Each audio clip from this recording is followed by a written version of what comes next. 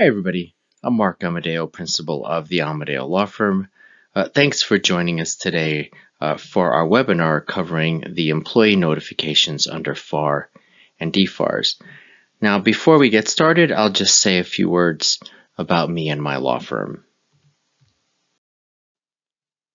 So I've been practicing for over 20 years and am the founder of the Amadeo Law Firm. And the firm has locations in Washington, D.C. and in Maryland, and its primary focus is on federal government contracting. So we help our clients with all of their government contracting legal needs, and that includes negotiations with teaming partners, post-award negotiations with contracting officers, and general DFARS and FARS compliance. And we also help our clients protect their valuable technology in their dealings with government and private sector partners. So we'll provide you with my contact information at the end of the presentation. So if you have any questions on the information that I'm presenting today, feel free to reach out to me after the presentation.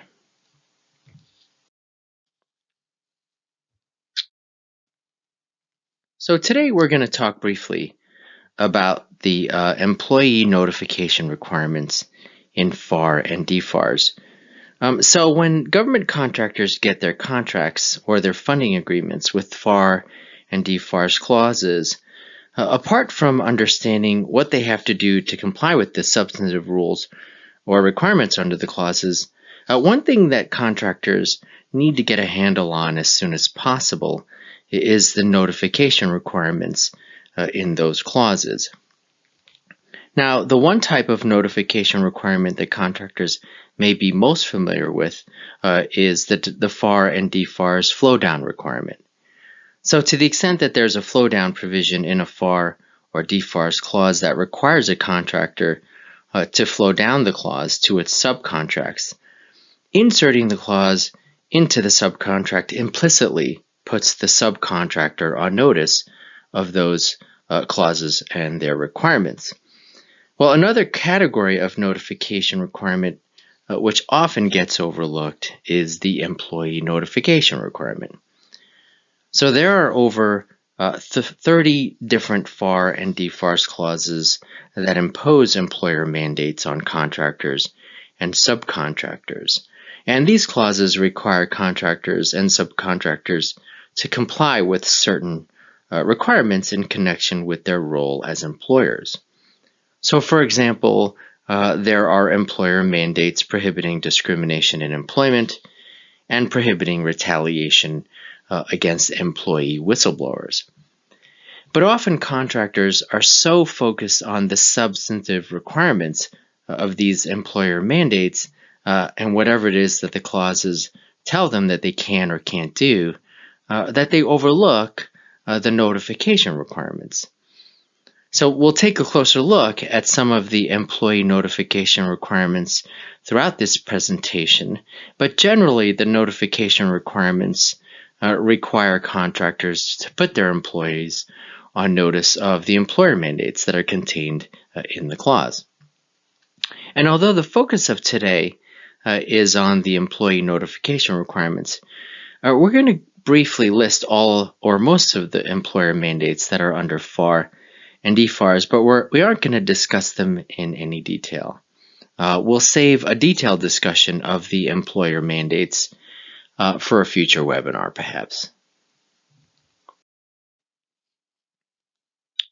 So the first set of employee notifications that we'll touch on today are the employee notice requirements under FAR's non-discrimination clauses. Now, FAR has a number of clauses that prohibit discrimination in hiring and employment, including discrimination against the hiring of veterans and workers with disabilities. There's also a FAR clause that prohibits a contractor from segregating its facilities on the basis of race, gender, and other attributes. But of these, it's the Equal Opportunity Clause at FAR 52.222-26 that contains the employee notice requirements. So FAR 52.222-26 is a clause that requires contractors to agree that they will not discriminate against employees or job applicants on the basis of race, color, religion, sex, sexual orientation, gender identity, or national origin. And there are generally three kinds of employee notifications that contractors have to give their own employees under 52.222-26. So one category of notifications that contractors have to give are notices that are provided to the contractor by the contracting officer. And one notice is a notice that a contracting officer gives to the contractor that explains FAR 52.222-26. And that notice has to be posted in a conspicuous place that is available to employees and job applicants. Now, another notice that a contracting officer may give to a contractor is a notice that explains the contractor's commitments under FAR 52.222-26. And that notice is supposed to be sent to each labor union or a collective bargaining agreement representative. Now, in addition to sending the notice to a union or a collective bargaining agreement representative, the contractor also has to place this notice in a conspicuous place that's available to employees and job applicants. Now, another kind of notification that contractors have to give under FAR 52.222-26 is in the form of a statement that must be included in job advertisements and solicitations that says that all qualified applicants will be considered for employment without regard to race, color, religion, sex, sexual orientation, gender identity, or national origin. And the last kind of notification that contractors have to give under FAR 52.222-26 is a pay transparency notice that uses language provided by the Office of Federal Contract Compliance Programs. And this pay transparency language informs employees that a contractor is prohibited from firing or discriminating against an employee or a job applicant simply because the employee or the job applicant asks about or discusses compensation that employees or the applicant will receive, or that any other employee or job applicant will receive. And this pay transparency notice is supposed to be inserted into any employee manuals or handbooks, and it's supposed to be posted either electronically or posted physically in a conspicuous place that's available to employees and job applicants.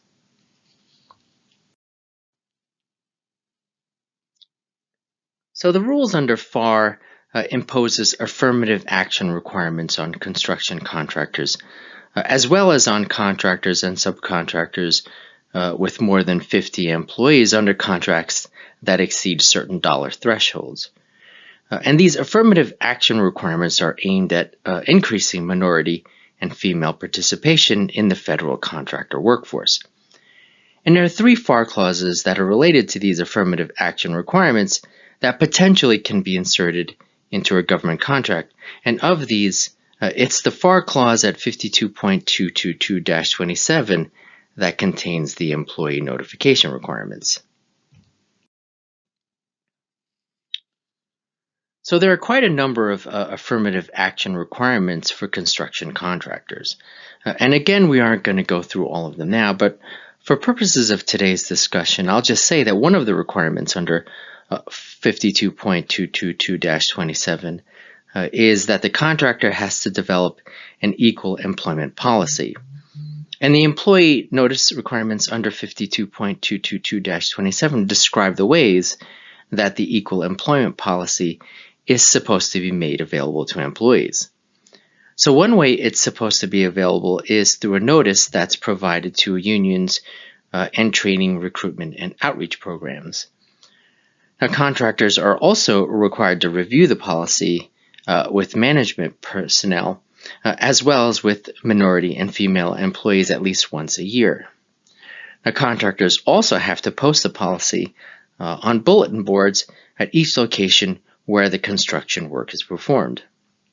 And they also have to review at least annually their equal employment policies and their affirmative action obligations with all employees that have responsibility for hiring, or assignments or layoff, termination, or other employment decisions. And lastly, contractors have to review this policy with on-site supervisors before beginning construction work at a job site.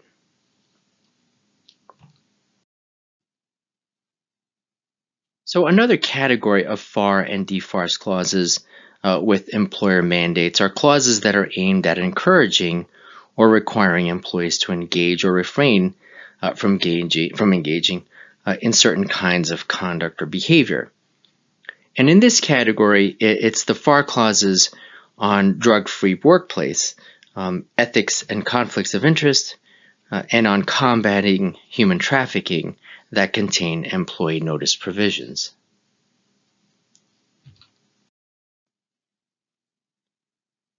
So 52.2236 is a clause that requires contractors to maintain policies that will keep a drug-free workplace. And so one requirement is that within 30 days of contract award, the contractor has to publish a statement notifying employees that unlawful manufacture, distribution, dispensing, possession, or use of a controlled substance is prohibited in the workplace. So contractors have to provide the statement to workers that are expected to perform under the contract. And the statement that's provided to employees must state that as a condition of employment on the contract, the employee will comply with the terms of the statement and will notify the employer in writing within 5 days of the employee's conviction under a criminal drug statute.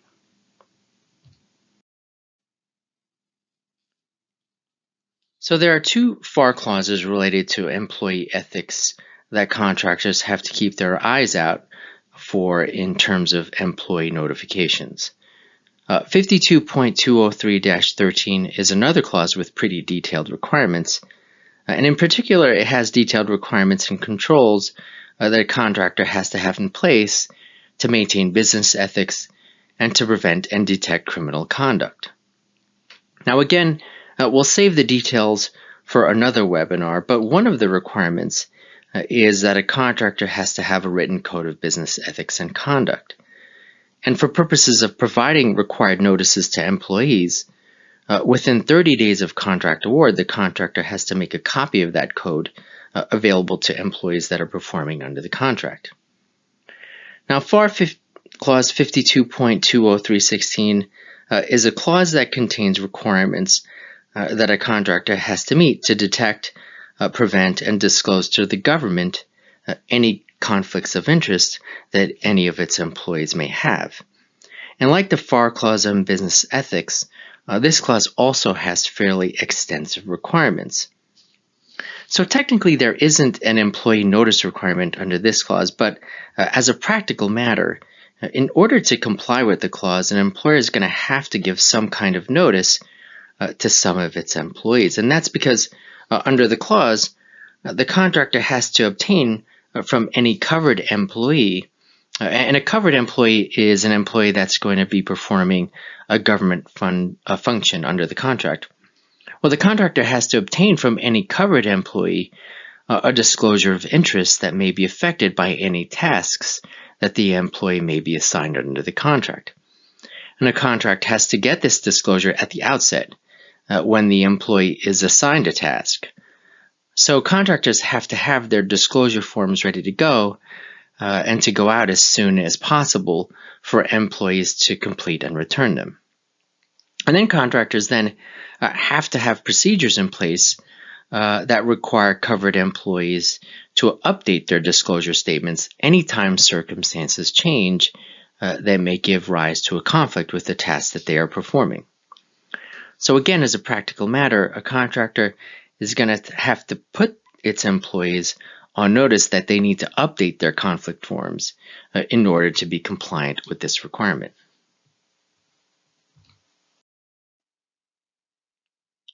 So FAR 52.22250 sets out obligations that contractors have with regard to the federal government's efforts to combat human trafficking, and includes a fairly detailed policy section that lists the kinds of actions and activities that government contractors and their employees are prohibited from engaging in connection with this fight against human trafficking.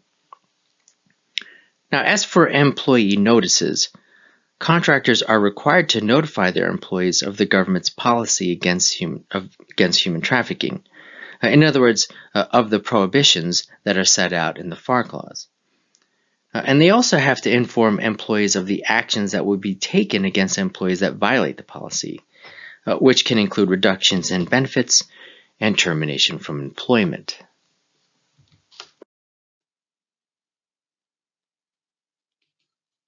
So there are two FAR clauses that contractors might find in their contracts that prohibit them from requiring employees to sign non-disclosure or confidentiality agreements that restrict an employee from lawfully reporting to the government any waste, fraud, or abuse that is related to a government contract. So to the extent that the contractor has already in place any agreements with its employees that are inconsistent with this prohibition or that may prevent them, prevent employees from reporting waste, fraud, or abuse, well, the clause at 52.20319 requires a contractor to notify employees that the restrictions in those agreements are no longer in effect.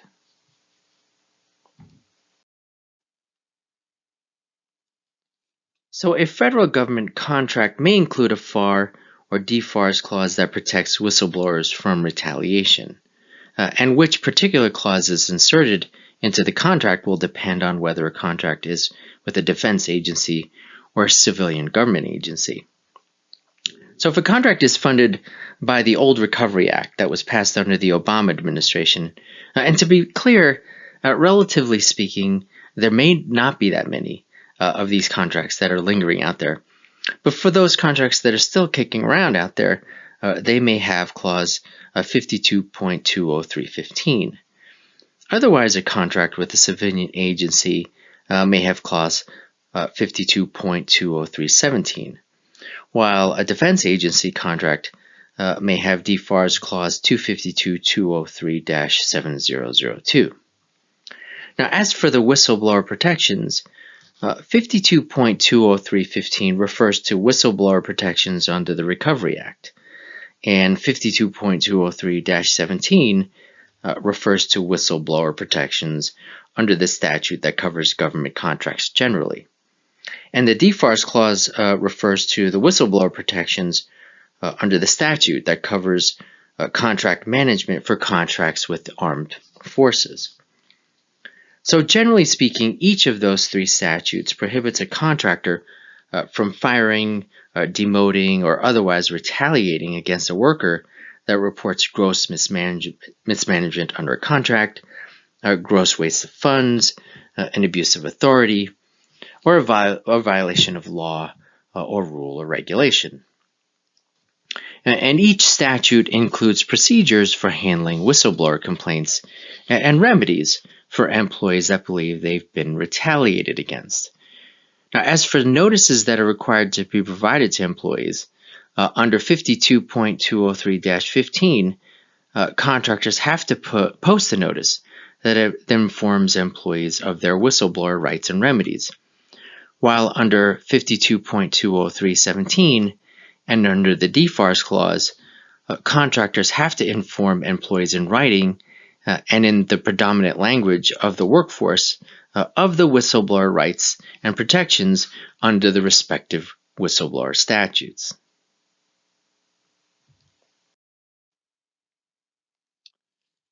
So this slide lists the FAR clauses that contain employer mandates on worker hours, as well as on minimum wages and benefits that must be paid to contractor employees. And it's the last of these three that are listed there that contain employee notice requirements.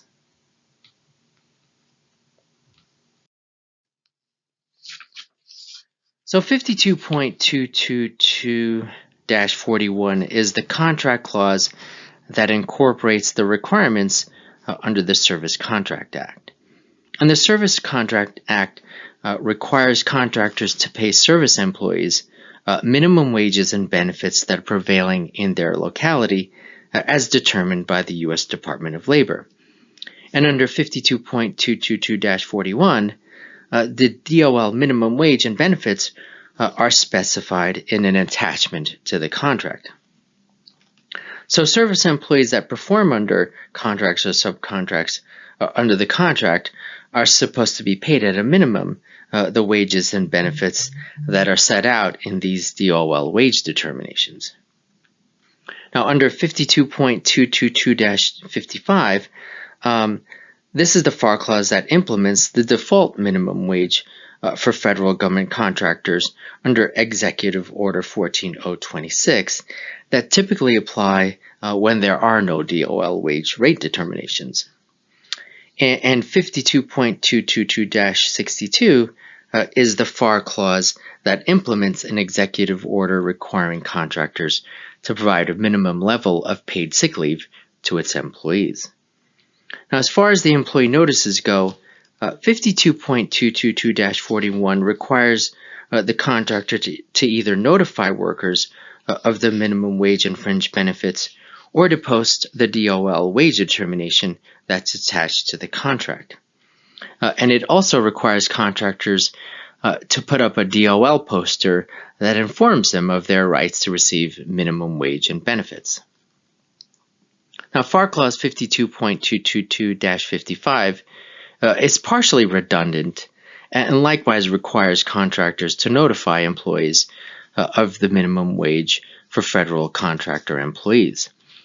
And if they can meet this requirement, and they can meet this requirement by posting the DOL wage rate determinations for workers that are covered by the service contract labor standards or the construction wage rate requirements. And for workers that are covered by the Fair Labor Standards Act, they can meet this requirement by posting DOL's poster on minimum wages under the FLSA. Now, if a contractor customarily posts employee notices electronically, it can post these notices electronically as well, provided that the electronic posting is displayed prominently on a website that's customarily used for employee notices on terms and conditions of employment. Now, lastly, 52.222-62 requires contractors to post DOL's notice on paid sick leave in a prominent place that can be readily seen. And again, if a contractor customarily posts notices electronically, it can post the notice on a contractor website that's customarily used for employee notices on terms and conditions of employment.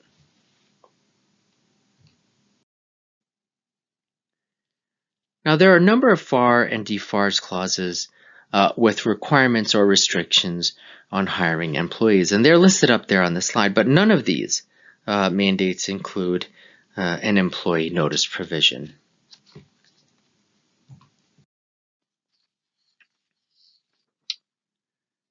Now, there are three other kinds of employee notices that don't seem to fall in any of the categories that we've grouped them under. So the first two are hotline posters that are required to be posted under FAR and DFARS.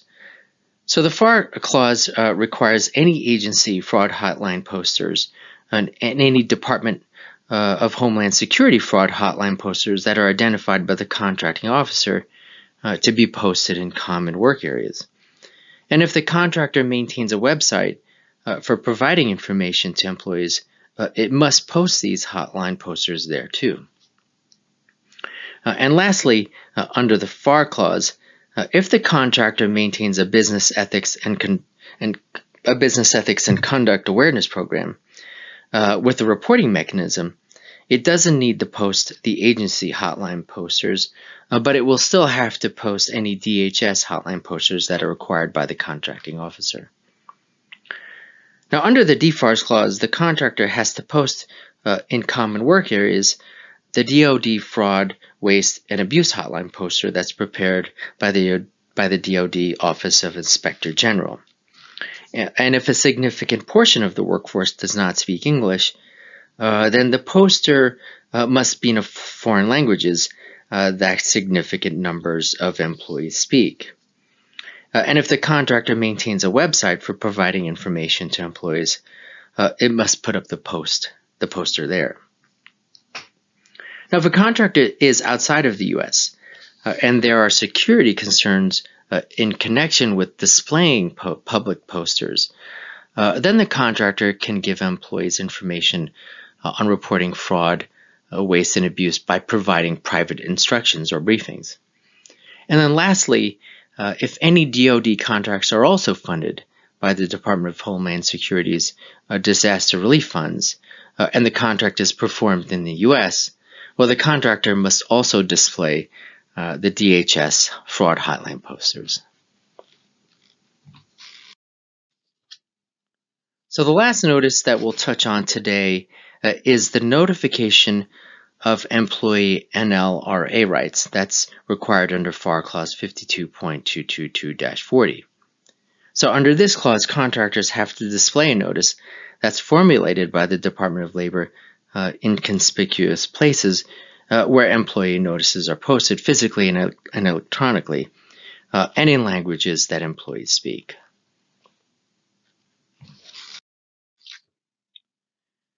So the last point I want to make is one that may be obvious, and that is that the type of employee notices that contractors or subcontractors give to their employees is going to depend on the actual FAR and DFARS clauses that are inserted into their contracts. So not all of the notices that we've gone over in this presentation may be required to be provided in every instance. So again, at the outset of contract administration, when contractors and subcontractors are taking a look at their FAR and DFARS clauses to get ready for compliance or to prepare their flow-down addendums, contractors and subcontractors should also examine the clauses carefully to see which notices have to be provided to employees that are working under the contract.